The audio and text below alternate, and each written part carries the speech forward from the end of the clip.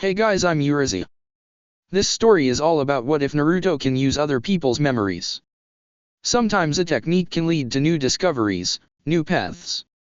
A chance discovery lets Naruto learn that which he was never taught, using the memories of others to aid his progress.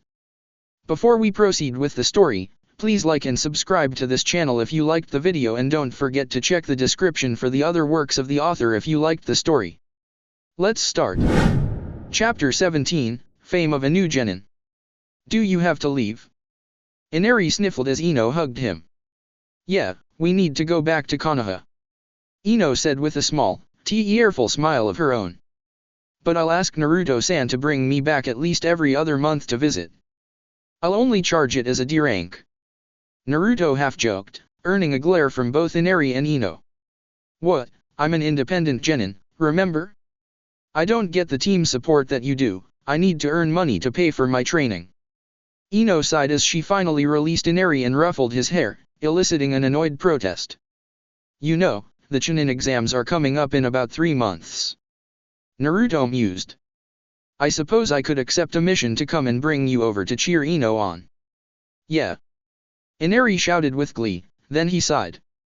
But I don't want you to go. We have to. Ino said gently. Other people need our help too, you know. It wouldn't be right to deny it to them. Inari let out a huge sigh, then stepped back and glanced behind Ino at the bridge that linked the land of waves to the land of fire. Come on. Kurenai said as Asuma stood beside her. Let's go. Come back soon. Inari called to the departing Ino, who smiled as she waved back at him. Far be it for anything to separate you from your toy boy. Kiba laughed. Ow. You take that back. Ino snarled. He's a friend. That's all. I just helped him get over a few issues of his. All of us Yamanaka are trained in psychology, after all. I was just kidding. Kiba grumbled, rubbing at his head where Ino had hit him. Don't. Ino commanded, managing to make her young voice sound somewhat authoritarian. Once we get across to the other end of the bridge and place the tag, can you jump us back to Konoha? Kurenai asked and Naruto nodded. Wait. Hinata half shouted. Your mission, the one that sent you to wave alongside us. Pretty much complete, Hinata Hime. Naruto smiled. Don't worry about it. Hinata gave him a long, suspicious look. Just what was your mission, Naruto-kun? Naruto gave Hinata an innocent smile, causing her frown to deepen. You can worry about that later, Hinata. Kurenai laughed. I'll miss them. Inari sighed as he watched the group of ninja vanish into the mist covering the bridge. Ino and her dad really helped me. You do seem happier since Naruto brought us back from Konoha. Tsunami agreed, then she turned to glance at her father. So, have you decided what to name the bridge? The super awesome bridge that Tajuna built. A long silence was his only response and he sagged. It was worth a try. How about, the Bridge of New Hope? Tsunami suggested. I mean, the bridge did help us regain our hope and our freedom as well. The Bridge of New Hope. Tajuna mused. That would work. Now all we need do is build the outposts for the Leaf Ninja who will be stationed here to help collect the tithes from the traders who will soon be coming through.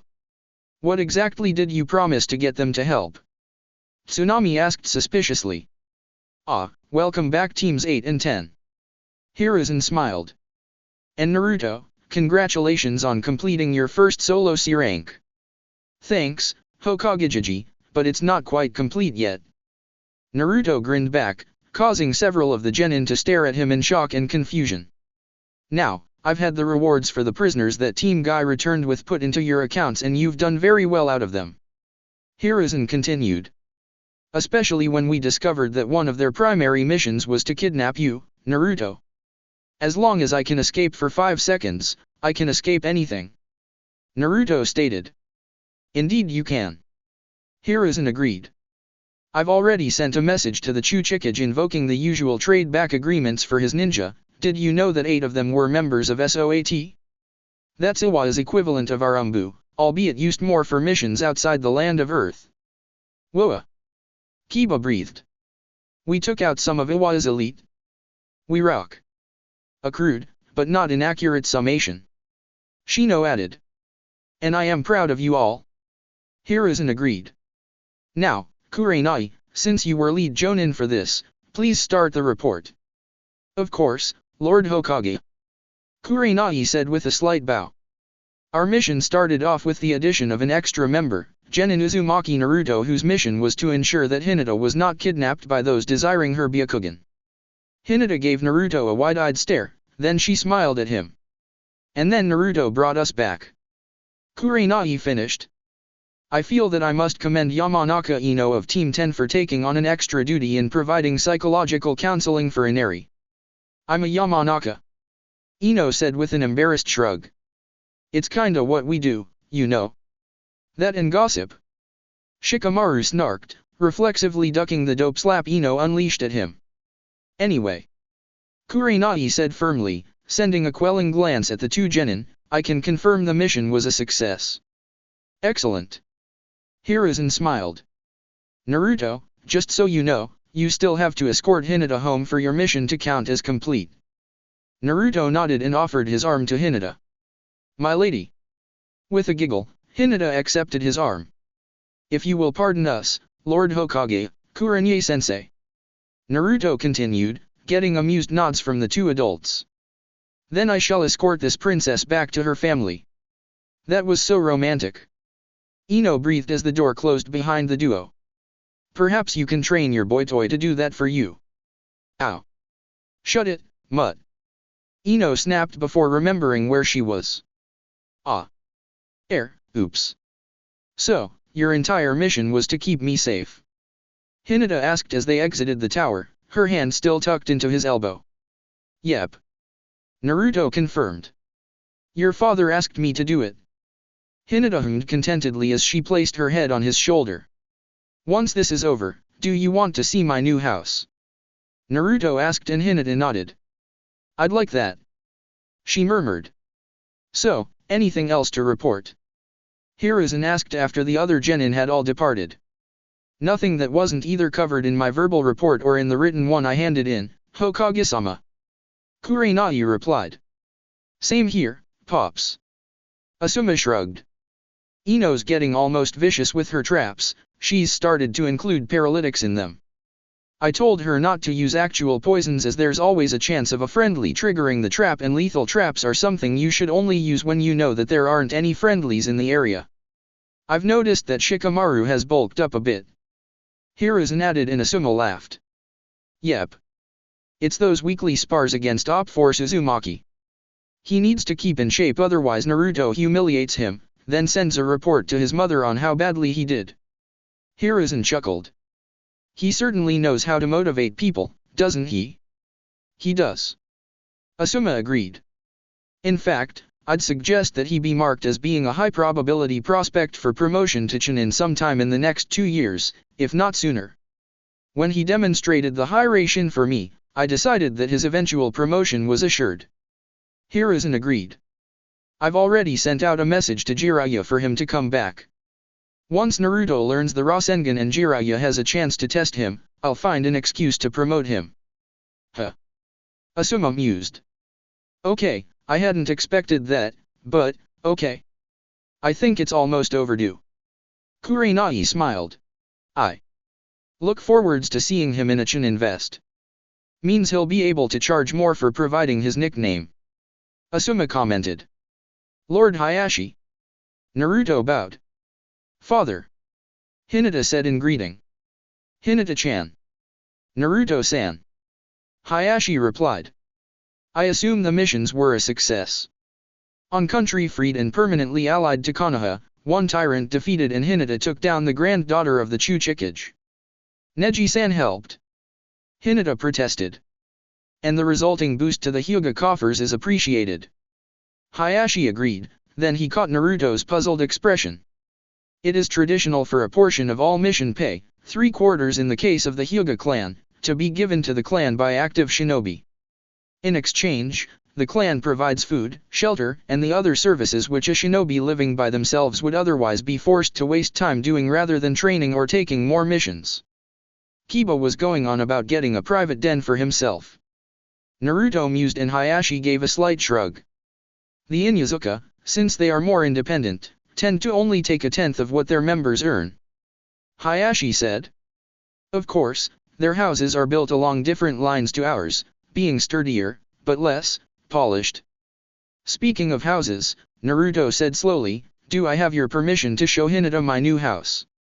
May I see it too? Hayashi asked. If it is the house I believe it to be, I have only seen it once before. Naruto nodded. My next request would have been for a chaperone. I don't think I can get one much better than Hinata's father and the Hyuga clan head. Hinata stared in shock as her father briefly smiled. Indeed not. So, I assume that you will use Hiration to transport us there, but what about the return journey? Naruto pulled out a small metal tag. This is the one that Asuma-san was carrying during our mission. If you put it in your study for now, I can send you back whenever you want. In fact, having the tag in a small and otherwise unused room would be quite useful if I need to get Hinata back quickly. I will make the arrangements. Hayashi said as he accepted the tag. Wait here. Damn, he scares me. Naruto whispered after Hayashi had vanished. I mean, he's an elite jonin and I'm still just a genin, and one dating his daughter. I'm amazed he hasn't threatened me with a sword or something. I believe you to be honorable enough that I do not need to. Hayashi said from behind them, causing both genin to jump in shock.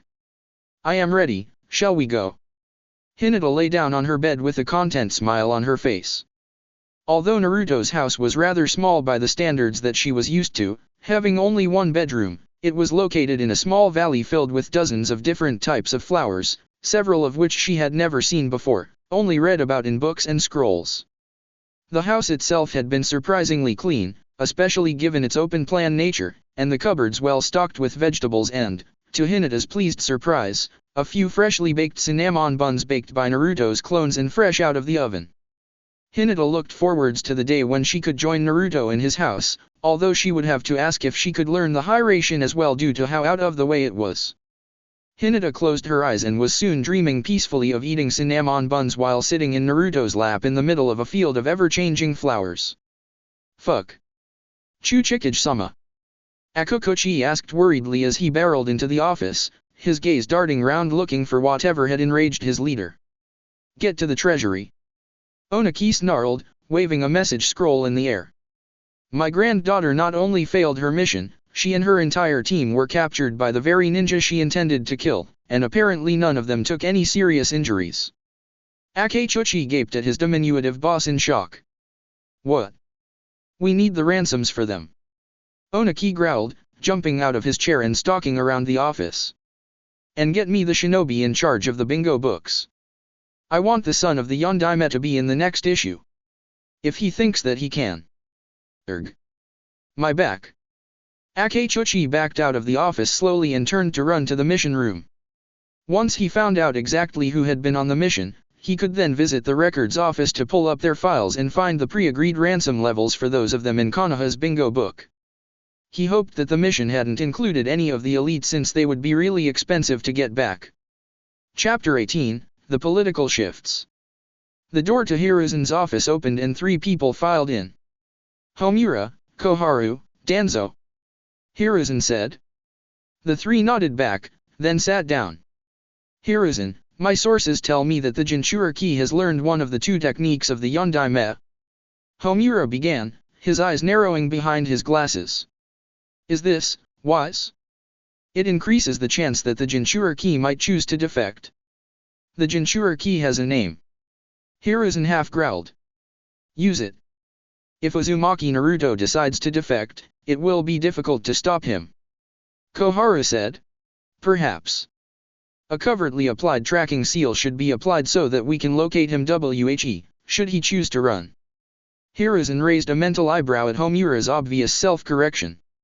And what would such a tracking seal entail? Hiruzen mused. After all, having anything that can be activated remotely could be a considerable liability on the battlefield. The details still need to be worked out fully. Kohira began, only to stop as Hiruzen slammed his palm on his desk. Details. Hiruzen repeated angrily. You mean that you've already come up with a seal and a plan to apply it, don't you? Although his former teammates had almost perfect control over their expressions, Hiruzen had the advantage of learning how to read them in a combat situation. Not for nothing had those who survived combat against Team Tobirama spoke with awe about the trio's near telepathic ability to work as one. And now, the same abilities allowed Hiruzen to see the direction of his teammates' thoughts. You will not apply any seals to Uzumaki Naruto. Hiruzen growled. Remember, it is the seal on his stomach that prevents the Kyuubi from breaking free and destroying Konoha. What would happen if the seal you wish to apply disrupts that seal? The seal is perfectly safe. Danzo interjected and Hiruzen's eyes narrowed. Ah, so now we get the root of the matter. Danzo went expressionless at the emphasis placed on the word root and Hiruzen hid a smirk. I know that you believe that obedience is a good foundation for shinobi. He continued, catching the twitch that betrayed Danzo's hidden wince, but let us speak clearly. You want, once again, to turn Naruto into a weapon and nothing more. You hope to allow Danzo to apprentice him, which will put him in a position to not only turn Naruto into an unthinking automaton, but also to finally get your hands on the Hiraishin for your own ends. Koharu opened his mouth to protest, only to close it again as Hiruzen leaked enough killing intent to warn him against saying anything. As it happens, there is already an apprenticeship lined up for Naruto. Jiraiya will soon be returning to teach him, so if you think that you can take on both an enraged Toad Sage and myself, feel free to try your plan. For a long moment, the atmosphere in the office was heavy with unspoken threats, then Danzo used his cane to pull himself to his feet. We shall take no action, he said, leaving it this time unspoken but clearly heard. You have heard our concerns and I believe you will do what you think is best for Konoha. Hiruzen noted the specific phrasing of Danzo's apparent acquiescence to his will, especially the way that he was subtly casting doubt on whether Hiruzen's actions were actually good for Konoha. I believe that this covers the main part of what I wished to bring to your attention, Danzo continued, so with your permission, I will depart. Hiruzen nodded and Danzo made his way out of the office, leaving Koharu and Homura behind. So, Hiruzen said pleasantly. What other matters did you wish to bring to my attention? The two advisors exchanged glances before Homura spoke. Well, with confirmation that Uchiha Sasuke has activated his Sharingan, we feel that it may be wise to harvest some of his sperm to aid in rebuilding the Uchiha clan via artificial insemination. Hiruzen's eyes narrowed slightly. Zabuza. Haku. Mei-sama. The swordsman replied with a bow, then he pulled out a scroll. I come bearing a gift. You bring me the nicest things. Terumi Mei purred as she recognized the scroll as one for holding prisoners. Zabuza unrolled it and applied chakra, causing a body to materialize in a cloud of smoke and slam headfirst into the ground, cursing. That fucking hurt. The new arrival half shouted as he pulled himself to his feet and glared at the bandaged swordsman. You slam me onto the scroll and then drop me onto the ground head first? Why would you even do that? To bring you to me, obviously. Zabuza, please introduce us.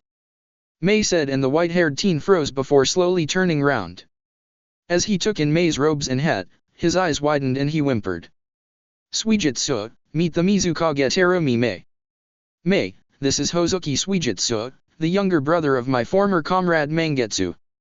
Hi. Suijutsu squeaked. Haku and I had to fight off a snatch squad from Sound who were trying to capture him. Zabuza continued. If he's anything like his brother, he'll make a good swordsman. From what I saw, he's already learned most of the basics. Mei looked at the cringing Suijutsu, then at Zabuza with the Kubikiribochu across his back, then at Haku who had the Nuiberi sheathed so that its handle was above his right shoulder. I was thinking that once I'd got him up to speed, I'd let him train with the Shivuki. Zabuza continued and Suijutsu froze. Of course, he's learned to fear Haku, so I believe that he'll be loyal. Suijutsu gave Haku a scared look and shivered. Excellent. Mei said with a smile. Train him up well enough and I'll detach Kojuro from my personal guard to make a team to go to the next Chunin exams. The one in Konoha? Zabuza asked, then he grinned under his bandages. Nice, it'll serve as a warning that we're rebuilding the Seven Swordsmen once more. Any word on the missing blades? Kisame still has Samehada and we're not entirely certain where the Kiba swords are. Mei admitted with a sigh. I'm sure we'll get them back to our land someday. Ah said from where he was standing behind Mei. Did he just say he'd find me a husband some way? Mei thought in a sudden rage. Ah, shut up or I'll kill you. Ah blinked, uncertain as to what had set the Mizukage off this time. Oh, one thing about one of Konoha's genin. Zabuza added. They have an independent genin who's the son of the Yondaime and knows the Hiraishin. Oh. Mei purred. Tell me more. Does he look anything like his father? He looks almost exactly like a younger Yondaime, but with whisker marks on his cheeks. Zabuza trailed off as he looked suspiciously at Mei. Mei, why are you blushing? The Hiraishin. Orochimaru gloated as he leafed through the report in front of him. And used by the son of my old teammate's apprentice, how very tempting.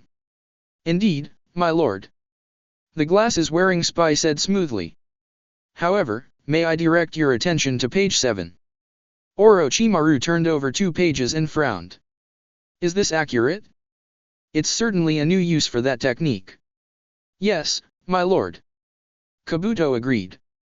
By combining Kage Bunshin with the Hiraishin, Uzumaki can transport reinforcements to wherever he wants, so long as one of the Yondaime's kunai is there. And we can be certain that he is ordering even more kunai. Orochimaru mused. Which means that if we can find one, we may be able to use it to capture him. I shall put that near the top of my list of priorities, my lord. Orochimaru nodded and leafed through another page. Ah, I see that young Sasuke has activated his Sharingan, wonderful. He will make a splendid future host for myself, assuming that he is strong enough. Perhaps you can watch him during the Chunin exams. Kabuto suggested.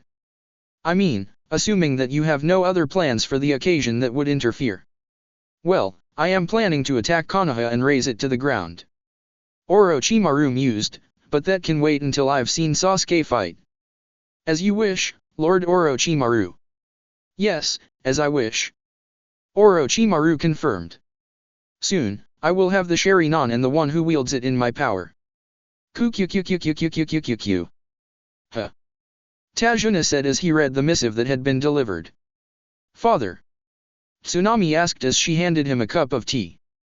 An official invitation to the 3rd stage of the Chunin exams in just under 3 months with the Yamanaka clan volunteering to act as our hosts while we're there. Tajuna said, passing the message across for Tsunami to read. Well. Tsunami finally said. I'm sure that Inari'll be overjoyed to see Ino again. Even if the other lads are teasing him about having an older girlfriend. Tajuna chuckled. Yeah, but the blonde girl really did help him out of his ongoing grump, didn't she? You know, I don't know if I ever gave her anything as a thank you. I'll pick up something for her from the market. Tsunami smiled. Heh, before they came, we didn't have a market thanks to Geto, but now, it's bigger than ever. And that's despite the bridge tolls. Tajuna smirked. It ought to finish paying us back within 10 years, even with Konoha's cut taken into account. How much are the tolls, anyway? Tsunami asked. I heard someone mention 10%. Half that, actually, split equally between Wave and Leaf. Tajuna corrected. Low enough that the traders don't mind paying, especially with the security that the permanent outposts the Konoha ninja have provides. Tsunami nodded. Well, I'll head there sometime next week to choose a gift. A gift? For who? And why? Inari asked from the door. You know, Tajuna mused, if you head in early, you could see if there's any more business for us. I was about to send a message to the Hokage anyway. Tsunami nodded with a smile. What are you talking about? Inari asked curiously. Hiruzen stood atop his tower and looked up as the familiar shape of Oniki descended, flanked by a single bodyguard. Welcome to Konoha. Hiruzen said as Oniki touched down. Let's not waste any time. Oniki growled.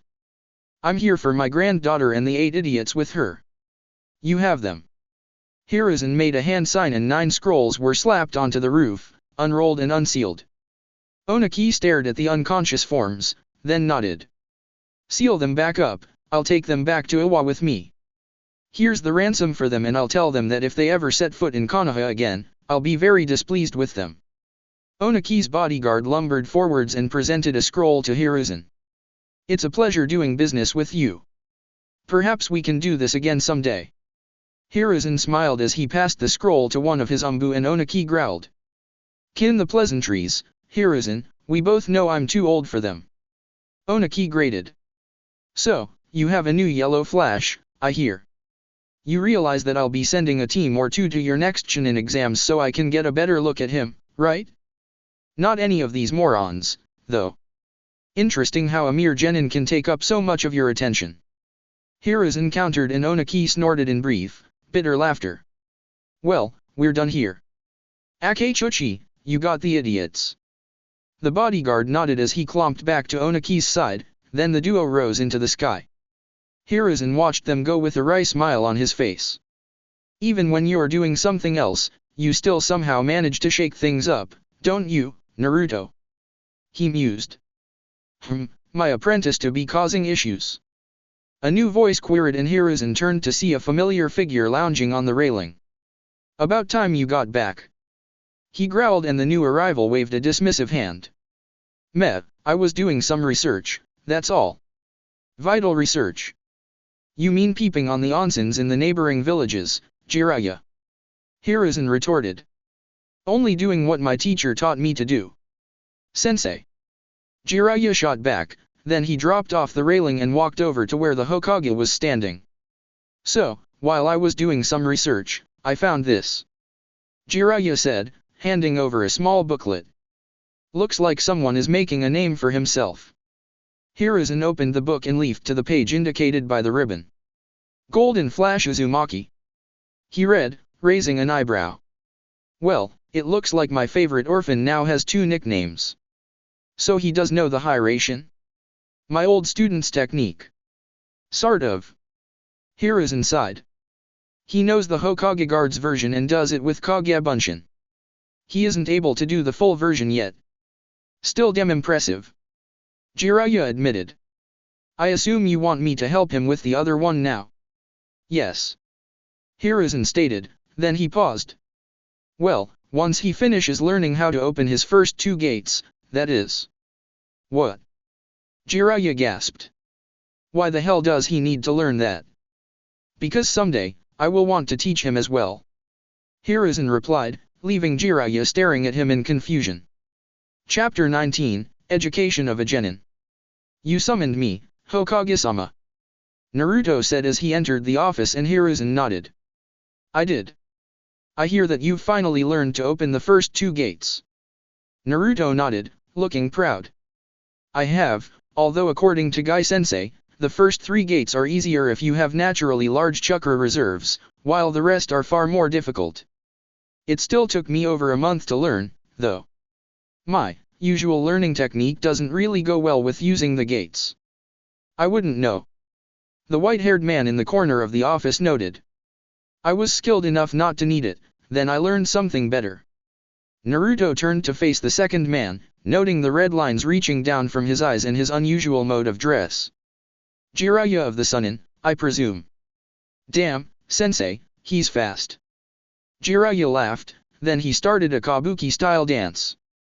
Yep, I'm the man that all women want to love and all men would love to be. I'm the master of senjutsu and the summoner of toads. I am Jiraiya. Jiji, this man's crazier than Anko. No, wait. When did you meet Anko? Hiruzen asked, distracted by the comment. Ran into her on one of my missions, literally. Naruto sighed. I thought I was addicted to ramen, but my love of it's nothing compared to that crazy woman's worship of dango, and when the impact caused 2 sticks of it to hit the ground. Naruto gave a shudder, then grinned. On the other hand, that was the best escape and evasion lesson I've ever had. I actually had to use my special escape technique. You mean Hiration? Jiraiya noted. What? I taught the Yondaime, I knew his techniques. You taught Dad? Naruto asked, and Jiraiya's jaw dropped. Damn it, sensei.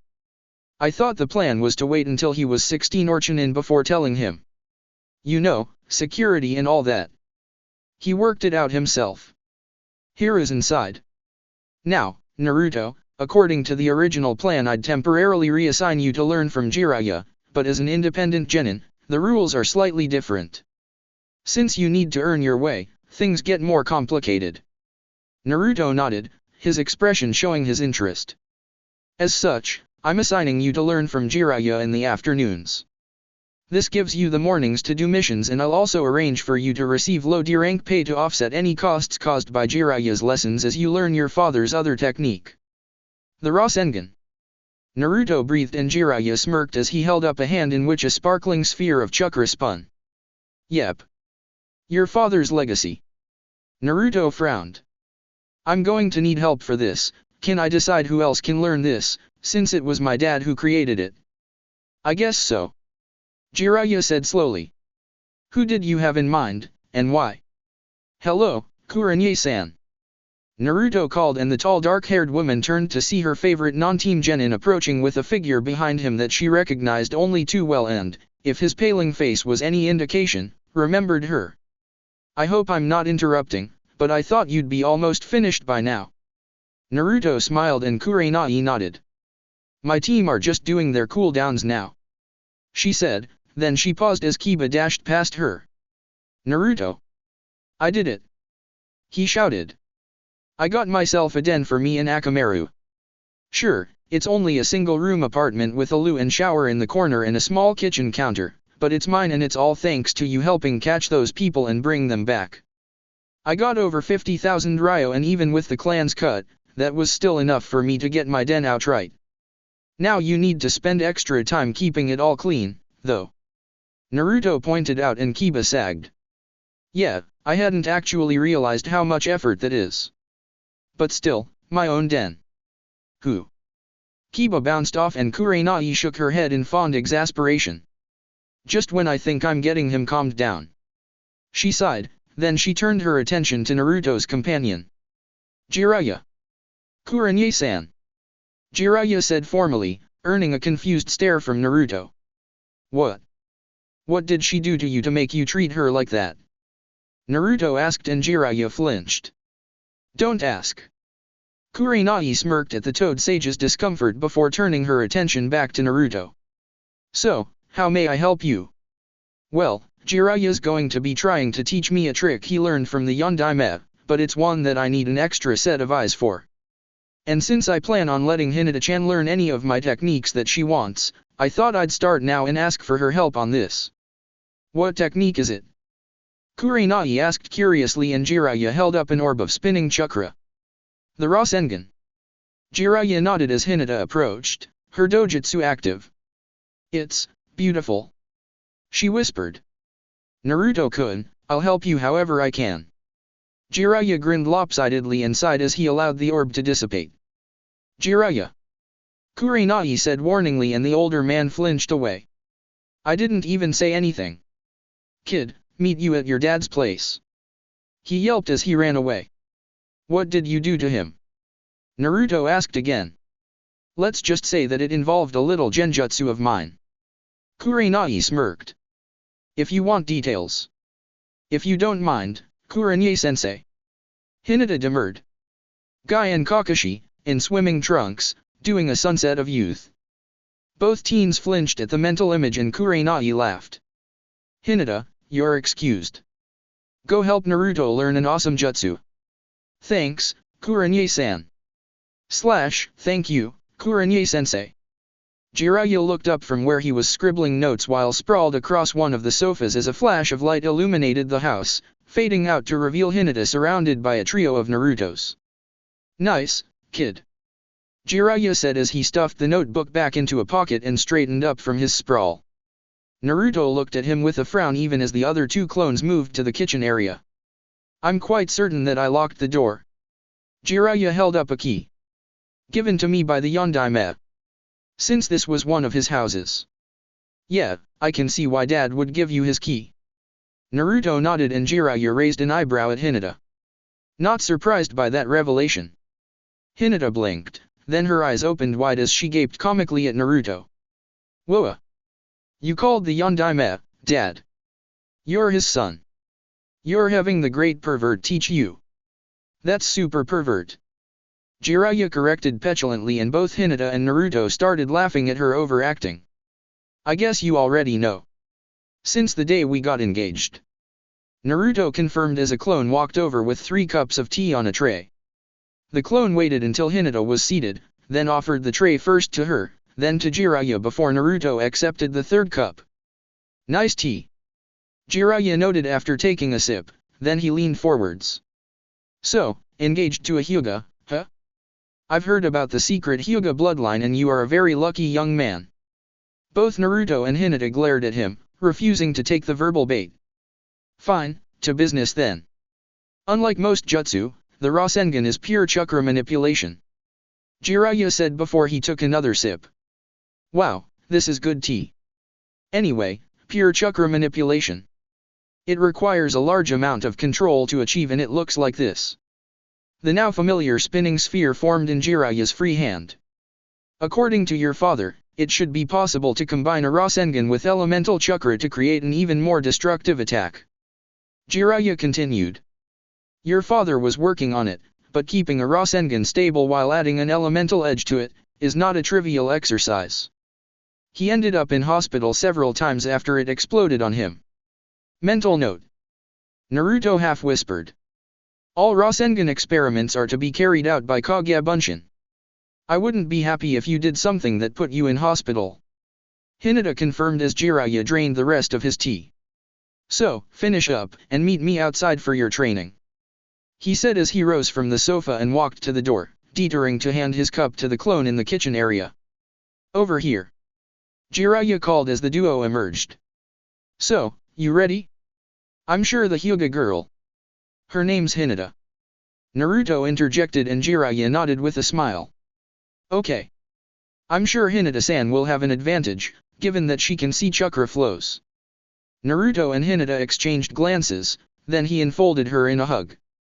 Kage Bunshin no Jutsu. The resulting cloud of smoke cleared to reveal 5 Narutos and 5 Hinatas. Heh, nice trick. Jiraiya said as he held up one hand and all 5 Hinatas activated their Byakugans. Now, this is how it looks. A sphere briefly formed on his hand, then he held up a water balloon in his other hand. And this is the exercise for the first stage. The balloon rippled, bulged, and then popped. I've put a load of water balloons in that box there. Jiraiya said, pointing to a small wooden crate by the front door. Come and get me once you've got it down. Jiraiya ran off and Naruto sat down, letting Hinata lean against him. All right. He called. All Hinata clones and 2 of mine dispel one at a time, let's see exactly what he did. Hinata gave him a look before her clones dispelled and both of them absorbed the memories of how the chakra flowed into and through the water balloon. Naruto-kun, she asked as her mind settled from the informational influx. Why did you only dispel half your clones?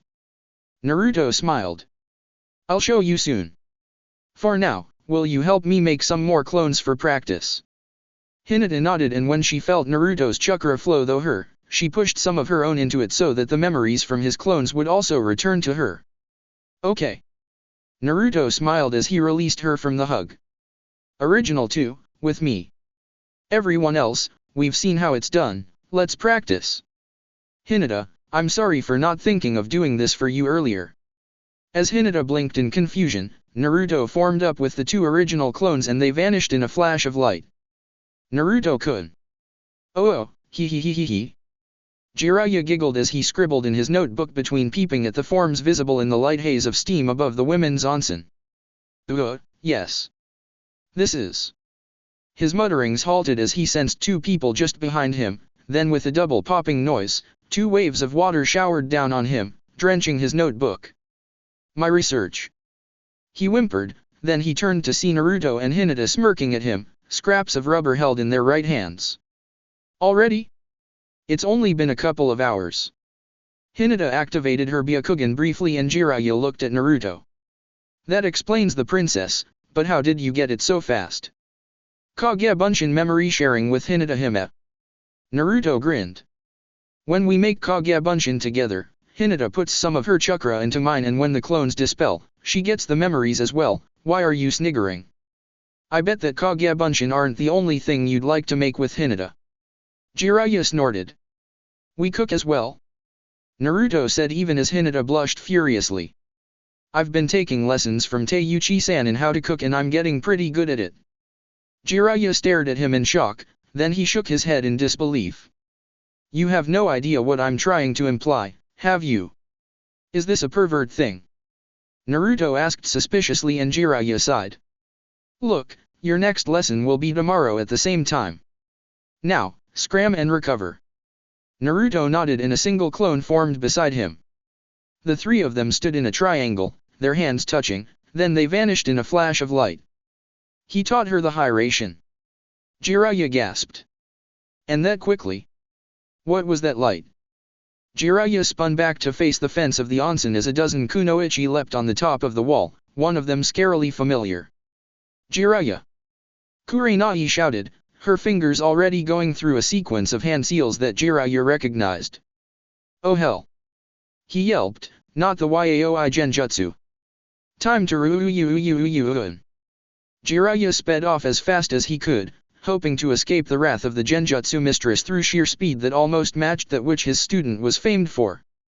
Chapter 20, Practice of a Genin. Jiraiya looked up as Naruto, Hinata, and one of Naruto's clones flashed into existence. Hey, Arrow Senin! Naruto called and Jiraiya bit back a groan. We're ready for lesson 2. Just show me the first lesson. Both hands. One at a time, then together. Jiraiya said, handing over some water balloons and both genin stared at him. We haven't practiced that. Naruto finally admitted and Jiraiya shrugged. Then until you get it done, I won't teach you the next stage. He said, pulling out a scroll and unsealing the familiar box of balloons. Get practicing. Naruto sighed and turned to Hinata, who responded by hugging him as he created the by now familiar clones. Jiraiya smirked and turned to stroll away. I'll be back tomorrow, show me then. He called over his shoulder. You just want to peep at the hot springs. Naruto yelled at the sun and laughter was his only answer as Jiraiya vanished in a swirl of leaves. Damn it! Naruto groaned. All right, 2 of my clones prepare some snacks to tide us over, the rest of us, let's start practicing. Kakashi. Jiraiya said in greeting as he strolled onto training ground 7. Jiraiya-san. Kakashi nodded back. Been training Naruto. And his girlfriend. Jiraiya confirmed. Hyuga Hinata. You know that she and Naruto can share memories? She used her Byakugan to examine first stage of the Rasengan, then gave Naruto the memories of what it looked like. They managed to get the basic form in under 5 hours. I've left them learning how to do it with either hand, or both at the same time. Kakashi nodded, then turned to look at the trio of bruised and battered genin who were approaching. Tora, captured. Sasuke ground out as he rubbed at the thick bands on his wrists. Bloody demon spawn. I got to use the mystical palm technique on them. Sakura smiled crookedly. I'm getting good at that, probably a good thing with Ino learning how to use poisons. Very good. Remind me to give you some scrolls on analyzing poisons and synthesizing antidotes. Kakashi smiled. I'd like you to meet the sensei of my sensei, Jiraiya of the Sunin. Jiraiya smiled at them and Tobio gaped in recognition. You're the one who writes the books Kakashi-sensei reads. What? Sakura snarled, her fists clenching. You write that smut? Die. Jiraiya blinked in surprise, just long enough for Sakura to deliver an uppercut that launched him high into the air. As he vanished over the trees, Kakashi gave his female genin a wary look as he covertly pocketed his book. He deserved it. Sakura said defensively. Not only is it smut, it's badly written smut. How do you know that? Tobio asked and Sakura blushed. Bloody hell. Jiraiya groaned as he pulled himself out of his landing crater. Girl hits almost as hard as Tsunade Hime did at that age. Standing up, he brushed the dirt off his clothes, then glanced in the direction of the distant training field. Wonder what would happen if she trained under Tsunade Hime. He mused to himself, then he shook his head. Nah, she said she wasn't coming back. Thank the Camus. I don't want to know how scary she would be if Tsunade Hime trained her. Hayashi appeared in the middle of the living area in a flash of light, and his gaze snapped across to where Naruto and Hinata were slumped on the couch, Hinata resting her head on Naruto's shoulder while his cheek rested on her head. They collapsed after they spent all day working on the first stage exercise. The clone washing the dishes reported. I sent 3 clones to bring you here. They obviously decided that speed was of the essence. They did. Hayashi agreed as he looked round. Are you the only clone left? Yep, and I've only got enough chakra for maybe another half hour or so. The clone replied. I don't know about you, but I wouldn't trust boss with the hydration when he's this tired. Hayashi nodded, then walked up the stairs, vanishing into the bedroom area for a moment before reappearing. Why the large bed? Boss dad's. The clone shrugged. Boss didn't see the need to replace it, just buy some new sheets and a mattress for the frame. Hayashi nodded as he descended and walked over to the sleeping duo. Is there a spare futon? Yep, several. The clone said. In fact, that sofa and the other 2 are futons. So, the princess gets the bed and boss gets a futon? I'll set it up now. One of the ones that Naruto is not on at the moment.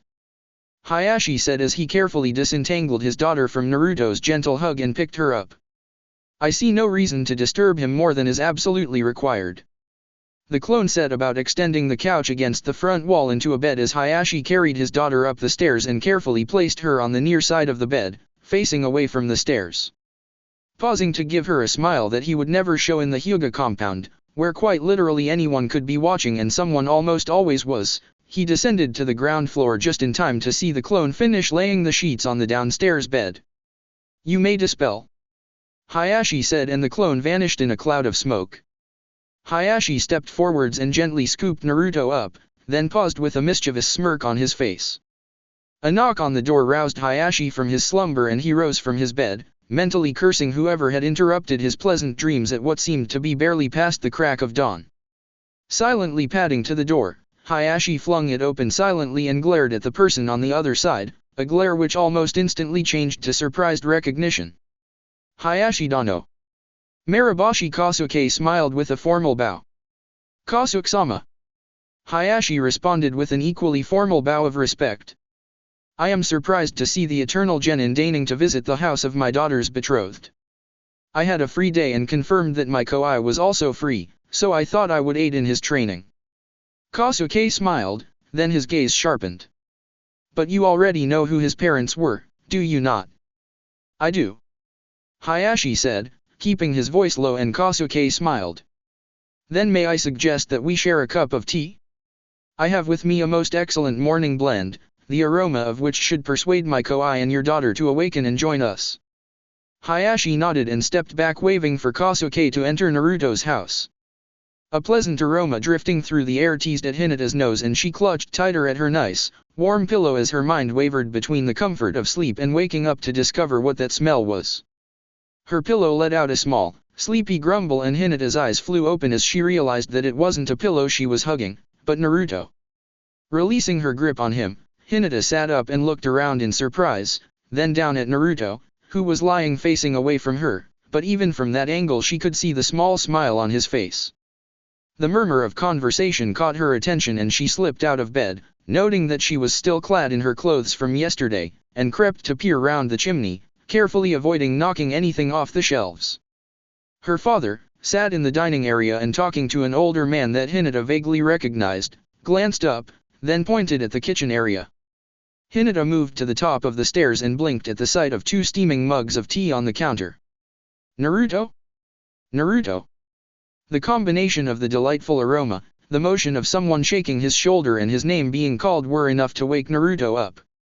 Yawning, he sat up and stretched, then looked round in confusion. Did I sleepwalk? He asked in befuddlement. Last thing I remember is from one of my clones who set up a futon for me to sleep in. I don't know. Hinata half whispered. But my father is downstairs with another person. And they have cups of tea waiting for us. Naruto let himself be chivied out of bed and over to the stairs, where he stopped. Kasuke-senpai. Naruto Koi. The old man smiled back. Hinata-sama. Good morning. I brewed some tea. Please, come and join us. I hope you don't mind the unexpected visit. Senpai, you are always welcome here. Naruto smiled as he descended the stairs and scooped up one of the mugs. The Sunrise Ascendant Blend. Hinata took a sip of her own mug and blinked at the complex weaving of hints of fruit and spice that somehow enhanced the flavor of the tea itself. Hayashi-sama. Naruto continued. I did not wake up where I expected to. Yet you were exactly where I knew you were. Hayashi replied, and Hinata caught the tiny creasing at the corners of his eyes that showed he was amused. These futons are very comfortable both as seats and as beds. May I ask where you procured them? I think it was Seisata's furniture supplies. Naruto said as he sat on the chair facing Hayashi and Hinata slid in beside him. He was doing a 3-for-2 offer at the time. Hayashi pulled out a small notebook, made a notation in it and then tucked it back in his kimono. Hey, I smell something amazing. Jiraiya called as he opened the door and stepped inside. Is there any LE? Hayashi. Jiraiya. Hayashi stated, then he briefly activated his Byakugan. I trust that you are behaving honorably around my daughter. Jiraiya nodded almost frantically. Of course I am. It's not like she's 16 yet. Jiraiya trailed off as he suddenly recognized the other figure who was smirking at him. You haven't changed, have you, Jira-kun? Jiraiya stared at him for a long moment, then sighed. I've obviously missed something. Hello, Kasuke-senpai. What's going on? Nothing of any real note. Hayashi said as Kasuke poured out a 5th cup of tea and passed it to the toad sage. With malicious timing, Hayashi waited until Jiraiya took a sip before continuing. Although Naruto was sleeping with my daughter last night, the resulting spray was quite spectacular. As was Hinata's almost luminescent blush. Hinata, what's your dad talking about? Naruto asked in befuddlement. Do not worry. Hayashi smirked. And apropos of nothing, I believe that once I finish this excellent tea, it will be time to see if you can use that tag you gave me. So, since I had today free and heard that you did as well, I thought I'd pop over to see how you were doing in your dad's old house and maybe give you some help with training. Kasuke explained as he handed his now empty cup to one of Naruto's clones to take back inside, and Jiraiya gave him a fulminating look. How many people know that damn secret? Inside Konoha, I mean. Me, obviously. Naruto said. Kasuke-senpai, Hinata Hime, Hayashi Dano, Hiruzenjiji, you, anyone else? I think Ko-san might. Hinata said thoughtfully. He seems far more accepting of you than he used to be. Never mind, it can wait. Jiraiya sighed. So, show me what you, okay, I'm pretty damn impressed. Hinata smiled shyly as she shook her hands to dry them, the shreds of rubber that had once been 2 water balloons fluttering down to the ground. Beside her, Naruto simply held up the rubber fragments. Okay, you done good. Jiraiya admitted. Now, get those clones of yours ready to watch, because at this rate, you'll have finished by tomorrow. As Hinata and Naruto went through their usual clone creation routine, Jiraiya unsealed a new box. Okay. He said, holding up a rubber ball. Same basic thing, only more power. Watch closely, and like this. The ball shredded in his hand, ripped apart from the inside, and several of the Hinatas nodded in understanding. Grab the balls and get to work. Jiraiya said, then he paused as Kasuke tapped him on the shoulder. Senpai. It has been a while since you and I have sparred and I seem to have the day free. Kasuke said with a smile that seemed slightly sinister. And apropos of nothing, my granddaughter mentioned hearing, giggling yesterday at the onsen. Jiraiya went so white that the red lines below his eyes seemed almost to hover above his face. A single spar. He croaked, and Kasuke's smile turned feral. No, Jiraiya. I think she mentioned hearing the giggles at least half a dozen times. Jiraiya managed to pale even further. Hayashi stood at the front gate, one eyebrow slightly raised as the figure carrying his daughter approached. Kasuke-san. Hayashi said in greeting. Hayashi-sama. Kasuke replied. Please forgive the apparent lack of respect, but I fear that if I bow, A glance at Hinata's sleeping form, her head cradled against Kosuke's shoulder, was enough to finish the sentence, and Hayashi motioned for Kosuke to enter before gently lifting Hinata out of the old genin's arms. Takuma, please escort Kosuke-san to my study and have the kitchen send some tea, the good tea. Kosuke-san, I thank you for returning my daughter and ask that once I place her in her bed, you allow me to be your host. It would be an honor, Hayashi-dano. Kosuke said with a bow. Ow. Hiruzen raised an eyebrow at the sight of a bruised, beaten, and battered Jiraiya landing on the floor after painfully hauling himself in through the window. Kosuke has a granddaughter. Jiraiya stated, and Hiruzen nodded slowly, connecting the simple statement with what he knew of his old student and the eternal genin's approach to those who threatened, or simply annoyed, those he called family. I'll summon a Mednin for you. Chapter 21, Duties of a Genin. Feels like it's been almost years since I was last doing the wall. Naruto mused as he ambled along, eyes constantly scanning the surrounding forest. It has been a little while, but wall patrol is one of the few D-ranks that you can always count on. Kosuke agreed. Have you been approached regarding the upcoming Chunin exams? Naruto blinked. What? I've heard of them, but not what they are. The Chunin exams, Kosuke repeated, are where the elite genin teams compete against each other for promotion, showing off the attributes that mark them as future team leaders. I wonder if I could enter. Naruto mused. I mean, with my clones, I'm a team, if not a task force by myself. It's only for those who are officially on teams. Kosuke said, and Naruto looked slightly downcast. For those of us who serve as normal genin, there's always mission promotion, such as how you became a genin in the first place. If you help with enough C-rank missions, you'll be considered for promotion. B-rank missions are also good.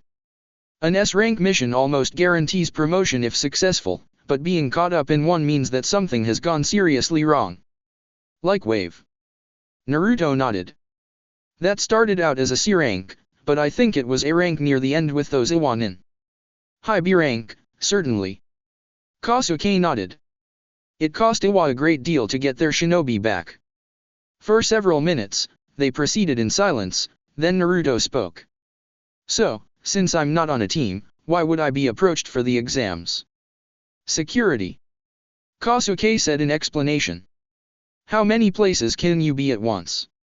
And you can have a dozen clones ready to transport a fast reaction Umbu squad to wherever it's needed. Naruto nodded in understanding, then he smirked. Thought of something?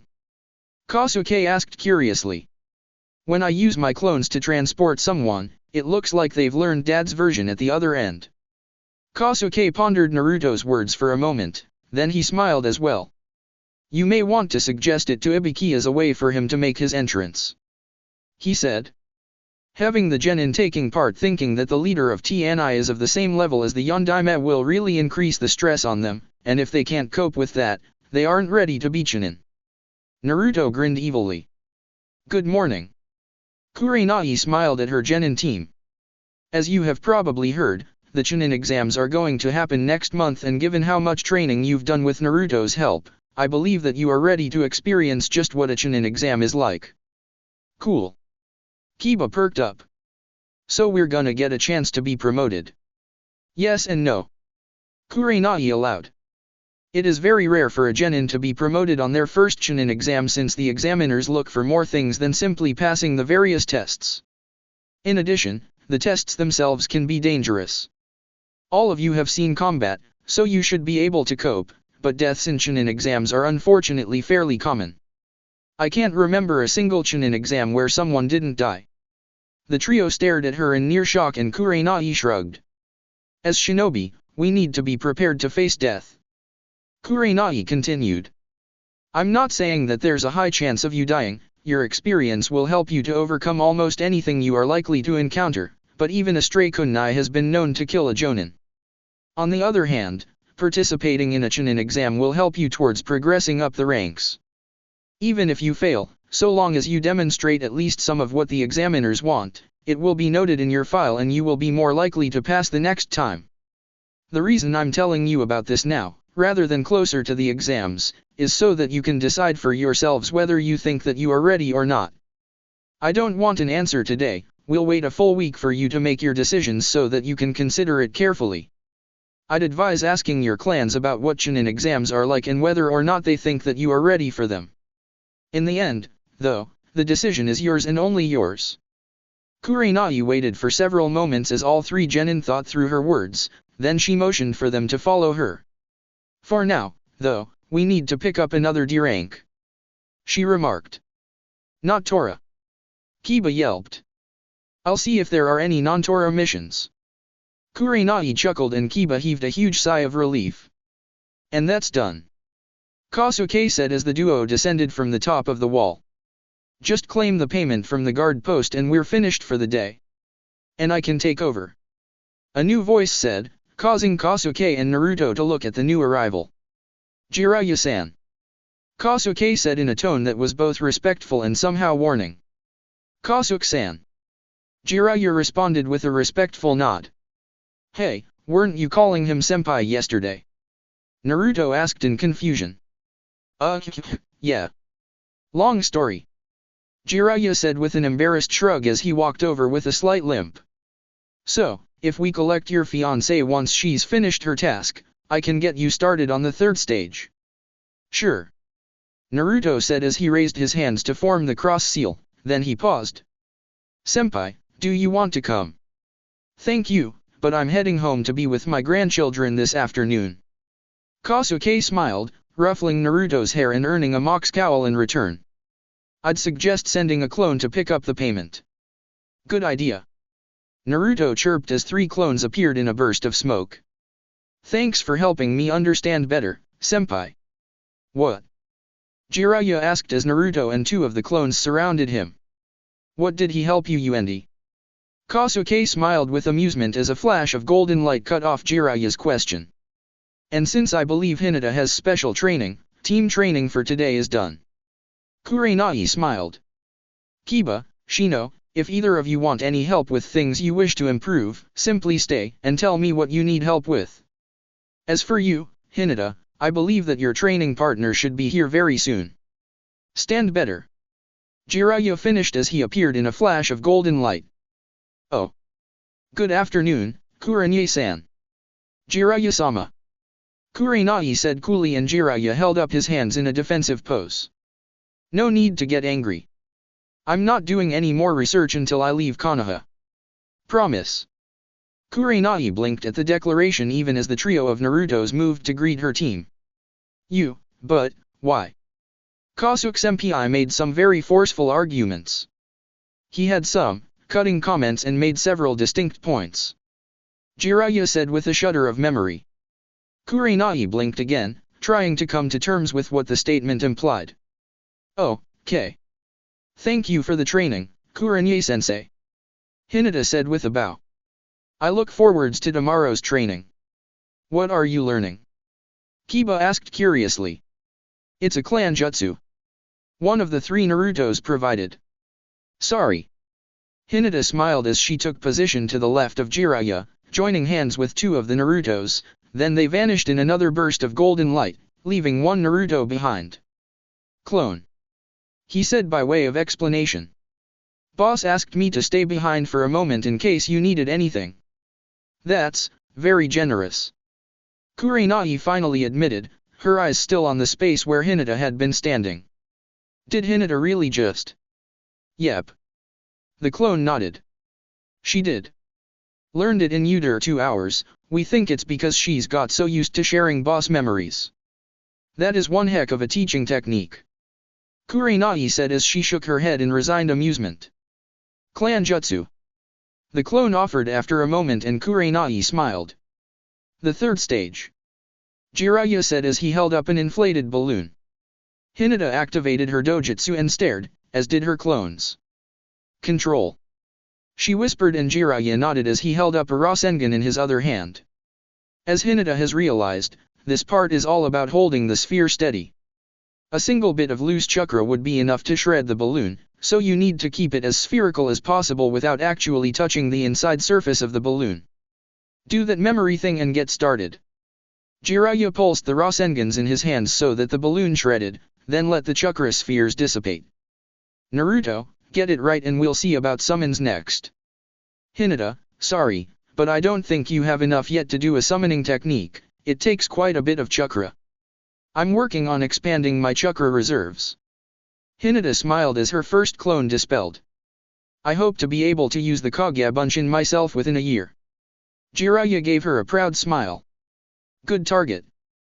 And once you manage to learn it, it'll open up a whole new range of techniques for you. What I have learned so far already has. Hinata smiled and Naruto gave her a confused look. I can curve my chakra in my strikes, it allows me to target up to 6 tenketsu in a single strike, although I can only do it from my hands at the moment. I'm still working on my feet and joints. Jiraiya's jaw dropped. Even Neji-san doesn't know how I do it. Hinata added, her eyes sparkling with suppressed mirth. And I thoroughly nice. Jiraiya smiled. Very nice. Naruto, I bet you're suddenly very happy not to be going up against her in the exams. Hey, Hinata can kick my ass anyway with her Gyuken. Naruto half protested, causing Hinata to blush. Why would she need to prove how awesome she is compared to me? Ow. Hinata lowered her hand. Naruto, stop that. Stop what? Putting yourself down. Jiraiya supplied. I've been talking to all the Jonin and special Jonin who've been helping to train you, right now you're pretty much a solid Chunin. Sensei's admitted that if you get another mission that goes up in rank like Wave did, especially since you knew when to call for backup, which is something many ninja never truly learn, you'll be granted the vest. Failing that, as long as you don't screw up, you'll be a Chunin at 16 by the latest. Naruto grinned. Thanks. Arrow Senin. Damn it. Stop calling me that. Jiraiya growled. Look, just get practicing, okay?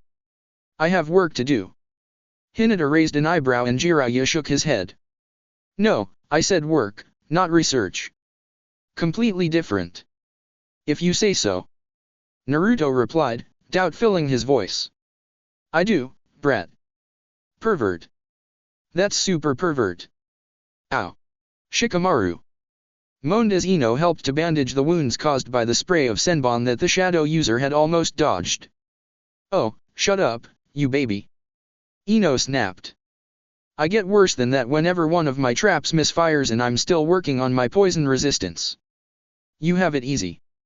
Go easy on him, Ino. Asuma laughed as he ambled up.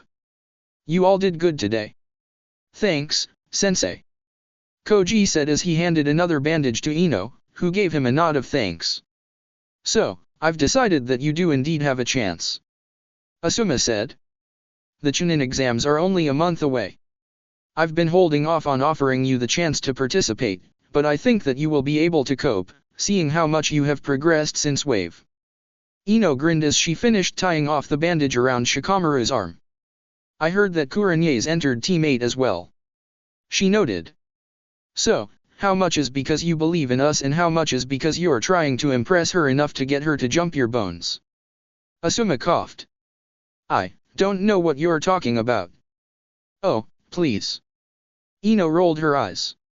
We all know that you've got the hots for her and she thinks you've got a great ass. I guess it's okay for an old man. Unlike your toy boy.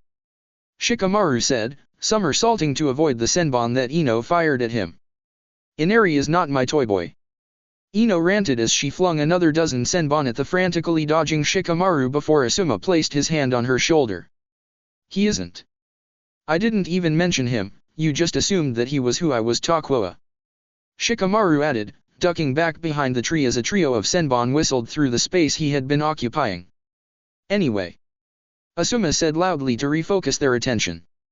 I want you three to think about whether or not you want to go for this exam or if you would prefer to train more in order to have a greater advantage at the next one. I vote for this one. Koji said as he pocketed the scroll that held the now unneeded medical kit. I don't know where the next one is to be held, we'll have the home field advantage for this one. Ino gave her large teammate a look of respect. Damn, Koji, I didn't expect you to come up with that reasoning. She marveled and Koji blushed slightly. I have been trying to keep up with you and Shika. He mumbled defensively. Take my grandson home. Hiruzen said as he turned to leave. You'll be using your clones and I've had a box of tags brought out of storage for this. Naruto blinked in confusion. What was going on? Ayayayayayayik. Crazy Dango Snake Lady. The kunoichi in question stared at him for an instant before pointing back at Naruto. Ayayayayayayik. Crazy Orange Ramen Brat. You know, I've never had orange ramen before. Naruto mused, still pointing at Anko. Also, brat. Brat. Anko confirmed with a wide grin. But a demmed impressive one. I've never had a genin manage to lose me before. I cheated. Naruto shrugged, finally lowering his hand and patting the box sat on the table by his side. So, according to the mission scroll, I'm to help repair the special cameras in Area 44, during which time special tags will be placed between the mountings and the branches, since that's the one place that no one ever bothers to look. Anko opened the box and pulled out a bundle of tags. Her professional gaze scanned the complex seals written on it, then her eyes opened in shock. These are the reason that I was assigned to the job as well. Namaishi Rado said from where he was leaning against the wall in a pose that looked like he was relaxed, but which let him unsheath his sword without problem if he deemed it necessary. Thanks to the brat's little trick, the three of us can now operate independently. Anko stared at the Takubutsu Jonin in shock. Wait, you can do what the Yondaime did? No. Rado said with a head shake as he plucked the bundle of tags from Anko's hand. But I can do this. Two Kagebunshin appeared in a cloud of smoke and moved to flank their creator. I'll start from the tower and circle outwards.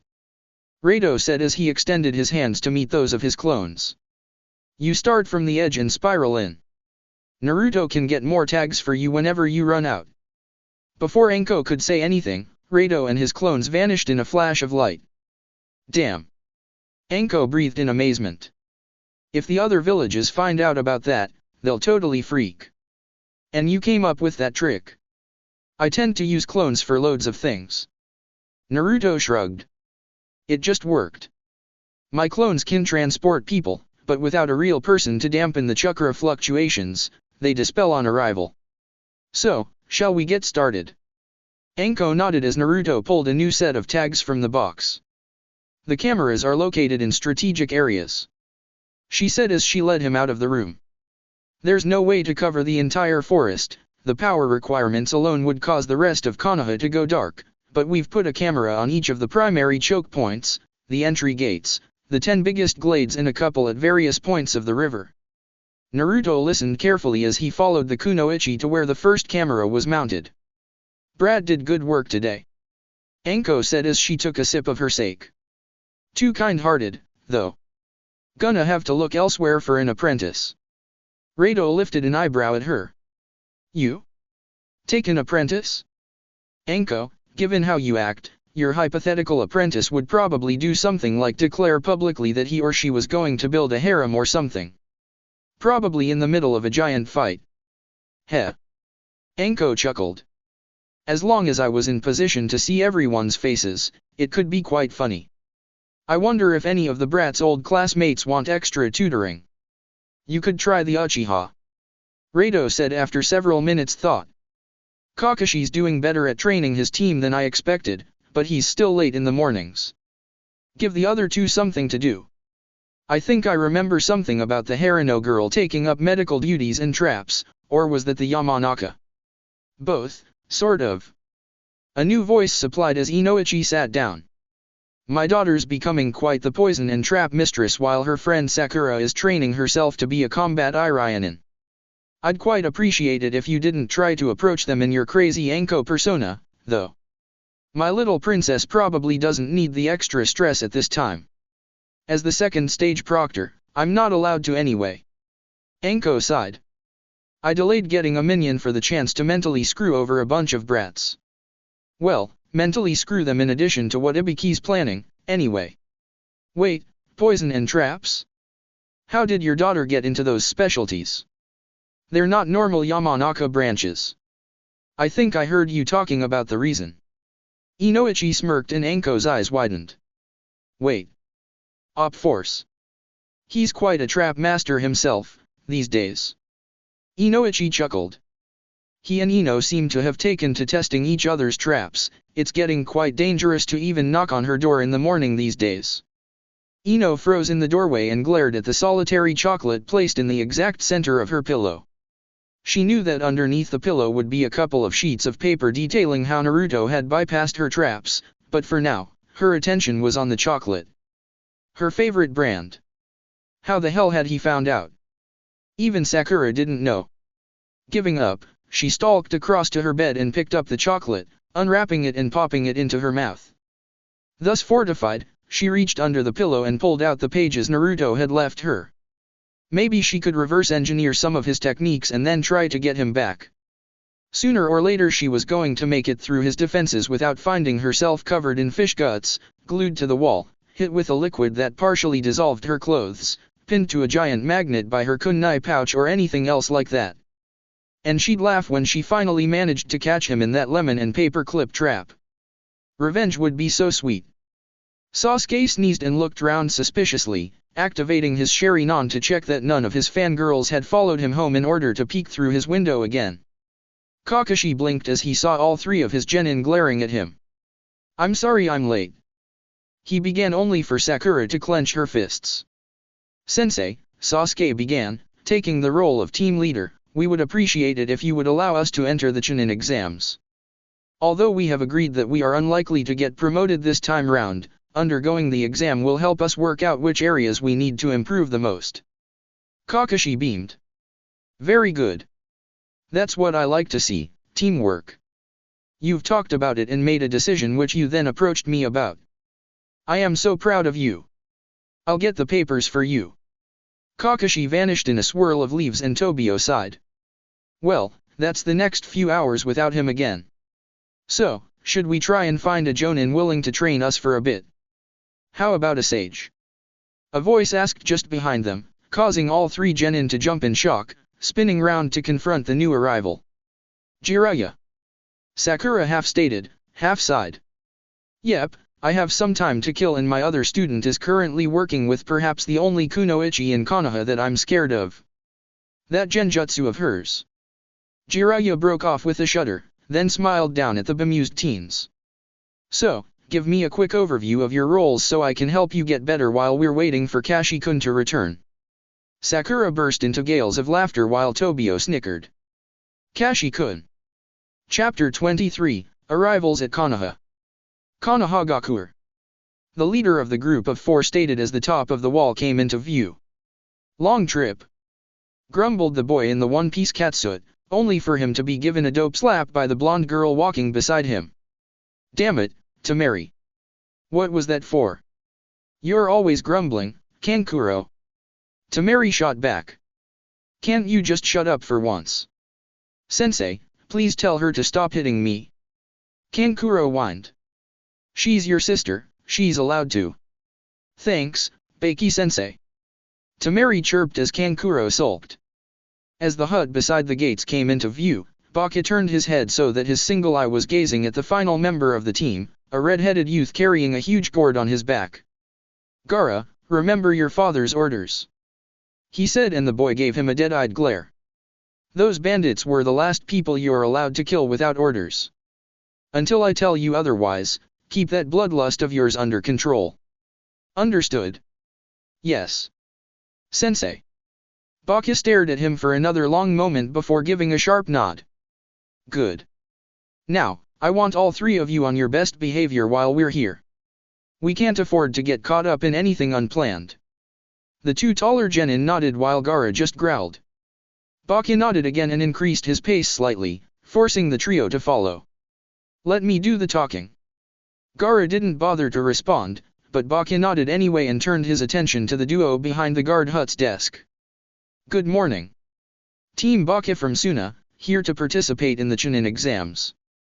Konoha," Zabuza stated, shifting his sword slightly. "It's not too late to pull out, but then I'd have to beat the cowardice out of you. I believe that my teammates would prefer to enter the exams, Zabuza-sama." "Damn it, Haku. It's Zabuza-sensei these days, how many times must I tell you?" "At least once more. Zabuza-sama." Zabuza growled as he glanced back at the other two. Suijutsu was taking another swig out of his surprisingly small water bottle, and Zabuza felt a surge of satisfaction at having managed to get a seal-lined one that could hold almost 1,000 liters and slowly refill from atmospheric water, enough to let Suijutsu use all of the clan techniques he knew. Damn thing had been expensive, though. Kojiro was looking somewhat nervous, although the training that Zabuza had put him through had already made a considerable difference. The muscles on his arms showed their definition even through his sleeves, and he could fight for almost 2 hours, despite the weight of his sword. Zabuza-sama, I believe that it may be best if I deal with the guards. Haku demurred. We both know how much you dislike paperwork. Zabuza nodded. That one fireball jutsu he had learned, which had, ironically enough, been stolen from the Uchiha, had become infamous in Mist as the paperwork destroyer. Along with the fact that to Zabuza, 3 pieces of paper constituted too much paperwork and a reason to use the aforementioned jutsu. Fine. He growled. The faster we get in, the faster I can point out the son of the Yondaime to you. If he's even a tenth as good as his dad, even I would be in trouble against him.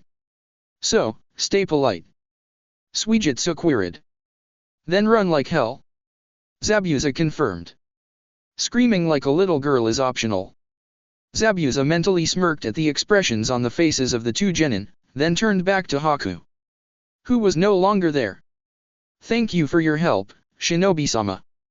Haku's voice said, and Zabuza half turned to see him at the gatehouse, accepting back the paperwork that Zabuza knew the genin hadn't been carrying earlier. Huh. Zabuza grunted as he checked his vest pocket and found it empty. He's getting damn good at that. Zabuza moved forwards, then froze as he saw just who was in the guardhouse. Oh. Fuck. The smaller of the 2 figures looked at Zabuza and waved. Hi. How did it go with the Mizukage? Pretty well. Zabuza managed.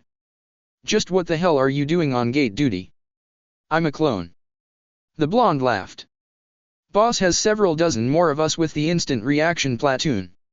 So if you pop, the platoon will be here within seconds. Zabuza sighed. Fuck. You're getting even scarier than you were in Wave. Thanks. Wasn't a compliment. Zabuza grumbled as he stomped past the amused clone. So, should we be running yet? Suijutsu asked, earning a growl from his sensei. Akechuchi lumbered forwards, grumbling under his breath and his normal cheerful disposition in abeyance. Sensei. Yes, Shimaru. You seem unhappy. Akechuchi looked at the heavily armored stocky teen for a moment, then he nodded. We're headed for the village that managed to capture my cousin and the entire team she was leading, without any serious injuries on their side. The other 2 genin, twins Dori and Gura, simply looked at him curiously. The siblings were unusual in that they were archers, although Akechuchi had gone out of his way to ensure that they were at least proficient in the other standard disciplines of an Iwa shinobi. Too much specialization was generally a quick way to get promoted to Chunin and then, as the saying went, promoted to glory just as fast. Shimaru's skill with the Tetsubo matched the twins' archery almost perfectly, meaning that while they stayed back and sniped at the enemies, he would take advantage of their aiming skills and smash into the enemies, taking the few return blows on his steel armor. It was a technique that had worked so far. How? Shimaru asked in shock. I've seen her fight, how did she? One of the genin involved is a trap specialist. Another can use the Yondaime Hokage's Hiration to teleport reinforcements to where they're needed. Kurachuchi and her unit went up against 2 jonin and 6 genin that they knew about, and another jonin and 3 genin that they didn't. Since the unknowns were Might Guy, the taijutsu specialist of Konoha and his team, yeah. Shimaru winced in sympathy. Once we get settled in, I'll walk you through the files. Akechuchi added. The only good piece of news is that you won't be going up against the Hiration user, he's part of Konoha's genin pool and not on one of their teams. Sensei, what do you mean, that he isn't on a team? Just that. Akechuchi stated. Konoha prefers to place its so-called elite genin in teams to train them up for command. This one, Naruto, was placed in the genin pool, which is where those who aren't seen as being outstanding end up and of which only a few get promoted out of. By the 1,000 kamas. Shimaru breathed. He can do the hiration and they don't see him as outstanding? What the hell are we getting ourselves into here? Now you start to understand why I don't like this. Akachuchi grunted. And why we got assigned, to the Chuchikage's bodyguard. Please stop doing that. It's annoying. The twins smirked at each other and Akachuchi grumbled under his breath about annoying Genin and how irritating they could be. Team Reishi from the newly formed village hidden in the sound. Orochimaru said from behind his false face as he handed the paperwork over to one of the two Chunin behind the desk. The duo were a pair that he recognized on sight, although the last time he had seen them, they had been Genin. My team are Abumizaku, Chuchi-kin, and Genin leader Kinyuta Dosu. The trio of Genin lined up behind him nodded to indicate which one of them was which as Haganakatetsu leafed through the pages, his eyes darting between the pictures on the sheets and the Genin of whom the pictures were of. Very well. He said slowly as his partner, Kamaizake Izumo, pulled out 4 tags and passed them across the desk. Everything seems to be in order, so welcome to Konoha. Please remember that any violent acts by you or your team will be investigated and should you prove to be at fault, you will be asked to leave. I see that you have already arranged for accommodation for your time here, so all I can say is good luck and I hope you do well. Thank you. Orochimaru smiled. I have every trust in my team and I am certain that they will prove that Otagakuer is a village worth taking notice of. I'm sure that Konoha will look on your progress with interest. Izumo responded diplomatically and Orochimaru waved for his genin to follow him through the gate. As they walked through the bustling streets of the hidden village, his genin played their roles perfectly, looking round curiously, but without either looking like they were seeking out tactical information for the upcoming invasion or looking like it was the first shinobi village they had ever been in, either of which could have caused certain complications for his plan. Our hotel should be that way, Orochimaru said, playing his own role as visiting jonin who had memorized the file his village had on Konoha. Tomorrow, I shall check in with the supervisors to get the details we still need for the exams. As the trio of genin nodded in acceptance of his words, Orochimaru caught a glimpse of Anumbu vanishing, having obviously overheard his comments. Konoha shinobi were just so predictable. Ino. Ino quickly hung up her newest top in her wardrobe as her father's voice echoed up the stairs. Pausing to close her weapons cabinet, and thus prevent the sunlight from reaching and reducing the effectiveness of the poisoned senbon, she quickly descended to find out what her father wanted. I'm Hiruf. A somehow familiar pair of arms wrapped around her as their owner glomped her, causing her to go from a near run to a staggering stop. Good afternoon, Ino. Tsunami smiled from the corner sofa, where she and Yamanaka Ayaka were sipping tea. When Inari heard that I was undertaking a trip here to see if my father's company could help out at all, he wanted to come and say hello. Ino looked down at Inari, who had released her and was grinning up at her, then she glanced over at her father, who was trying, and failing, to hide his amusement. Hello, Inari. Ino finally said, smiling at the younger boy. Tsunami-san. How's your father? He's doing fine. Tsunami smiled. Trying to plan his next project, but at the moment, all that really needs doing is simple house building for the new people moving into Wave. With the harbor rebuilt and new warehouses, the amount of trans-shipping and trade has really grown.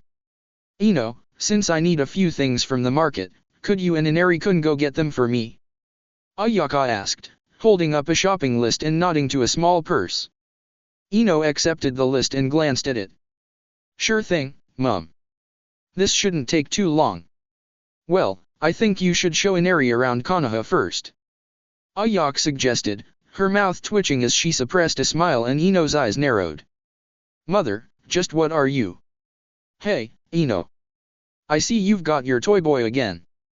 Shikamaru joked from behind her and Ino almost reflexively threw a trio of knockout senbon at him. Whoa! That almost hit me. Ino glared at the smirking boy who was peeping in around the senbon-pierced door frame. Ma. Are you?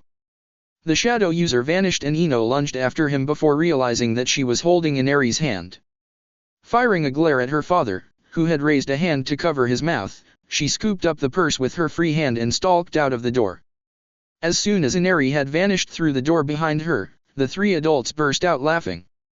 You realize she'll be using you for target practice when she finds out that you warned Shikakun. Ayaka managed to ask despite her giggling, and Inoichi nodded. Worth it. Chapter 24, Home of a Genin. I still can't get over how cool your den is. Kiba stated as he glanced around. I mean, my den's only about as big as your bedroom, balcony, level, thing. Bedroom area. Hinata supplied and Kiba nodded. Yep, that. Sure, my den's walls go straight up rather than in, but this place is like loads bigger. Thanks, Kiba. Naruto called from where he and a clone were finishing putting the meal together. So, I heard that you're all entering the Chunin exams. That would be an accurate summation of our finalized decision. Shino droned.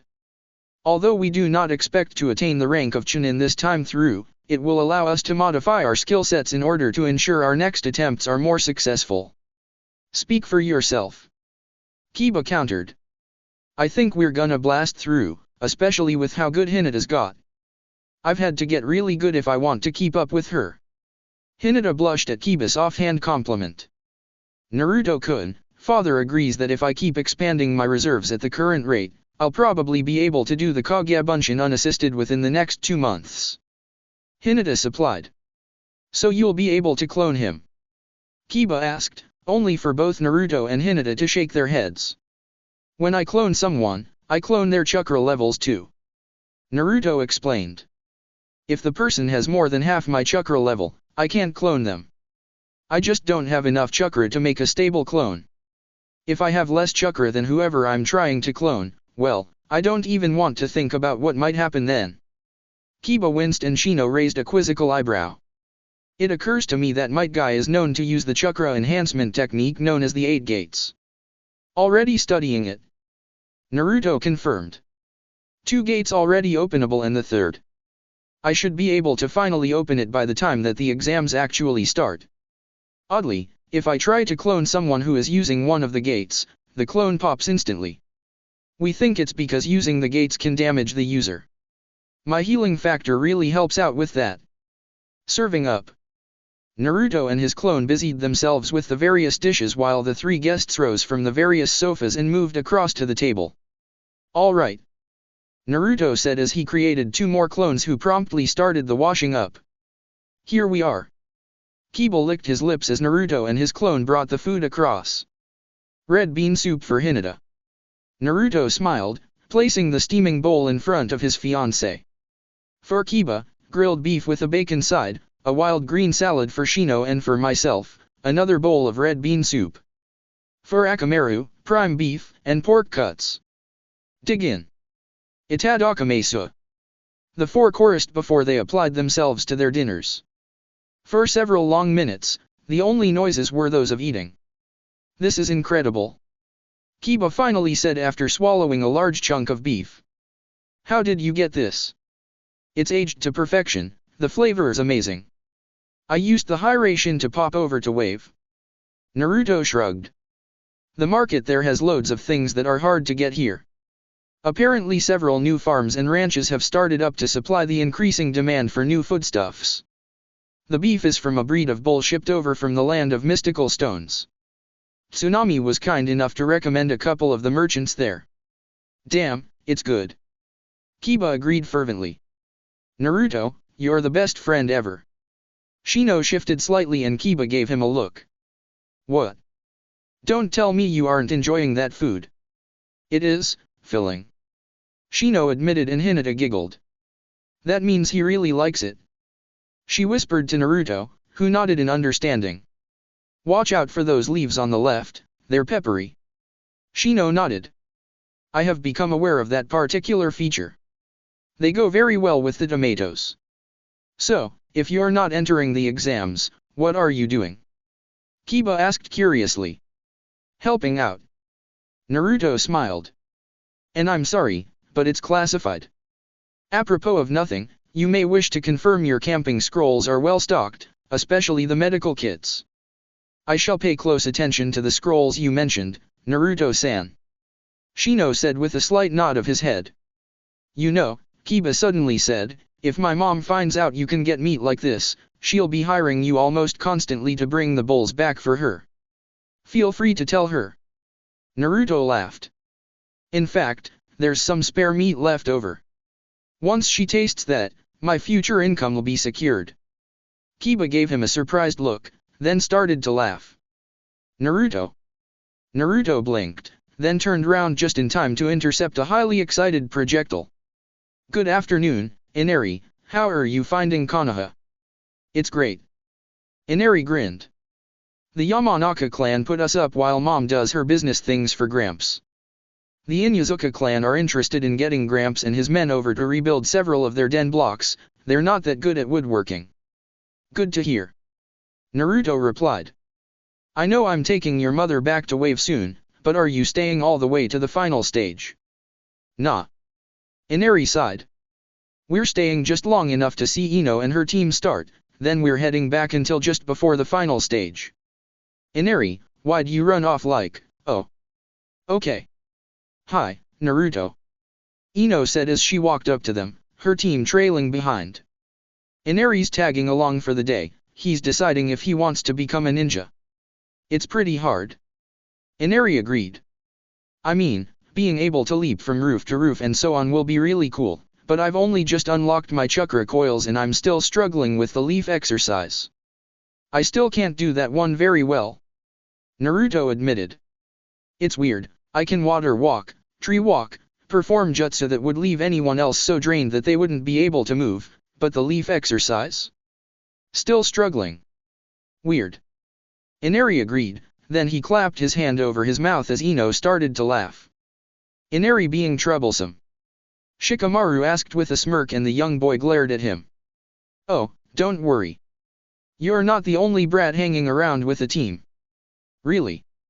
Naruto asked curiously and Koji laughed. The Hokage's grandson seems to have taken to trying to keep up with a certain Jonin's apprentice. I have to see this. Naruto smiled. Where is he?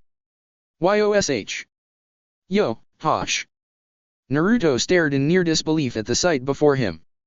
Team 9 were doing their standard cooldowns, but in addition to the 3 Genin, a trio of academy students were doing their utmost to follow the teens' examples.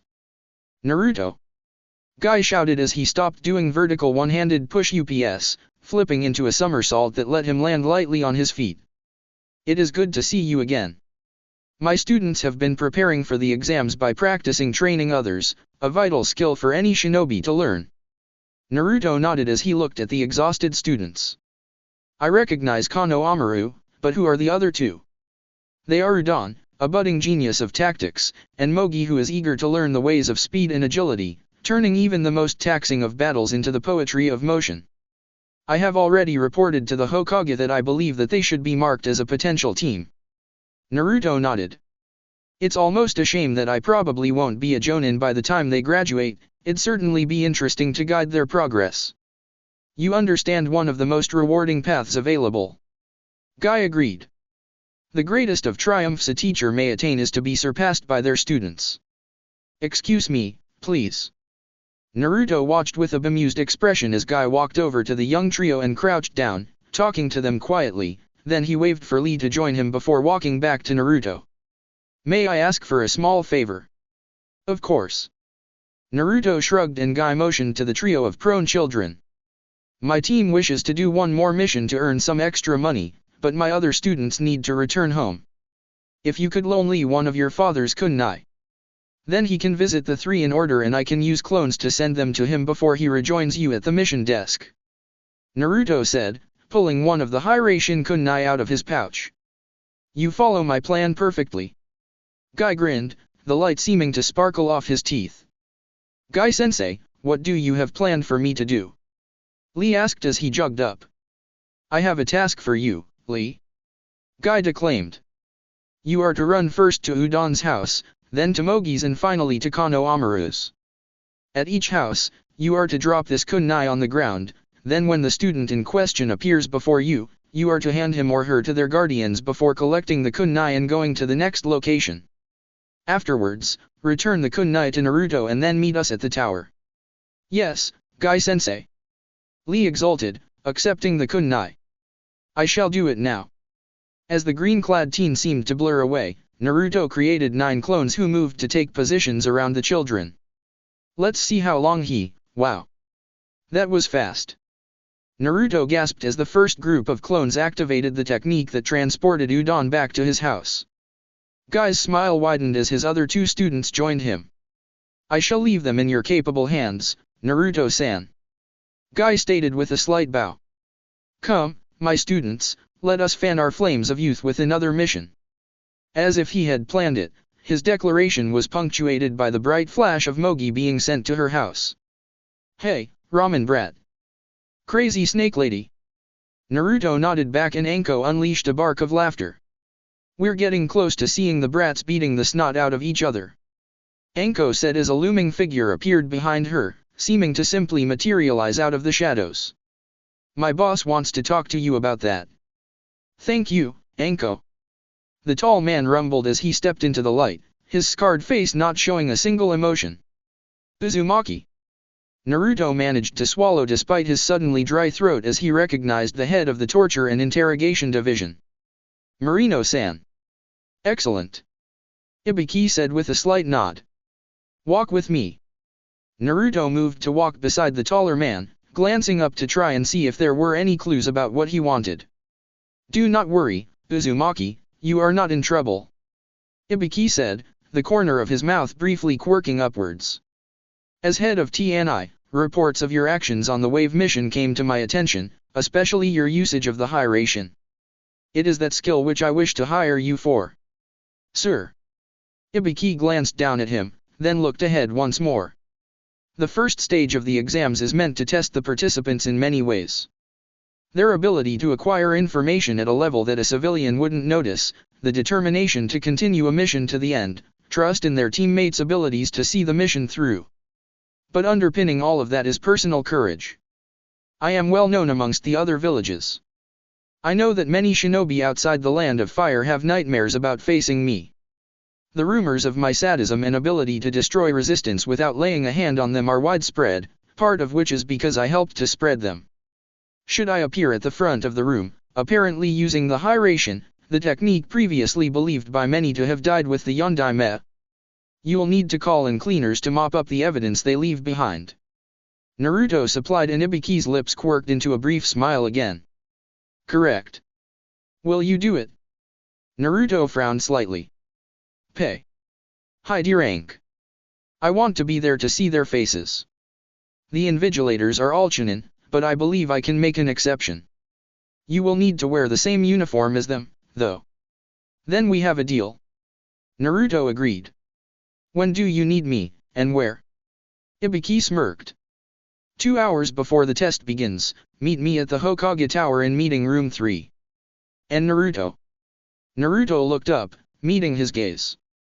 Be aware, I shall be watching your actions, with interest. As he finished, Ibiki stepped into a shadow and seemed to melt away, leaving Naruto to wipe away the sudden cold sweat. Damn, he's creepy when he wants to be. From where he was standing in a cloaking genjutsu, Ibiki smirked at Naruto's shaking whisper. I've still got it. That's it for part 3. Thank you for watching and see you on the next video.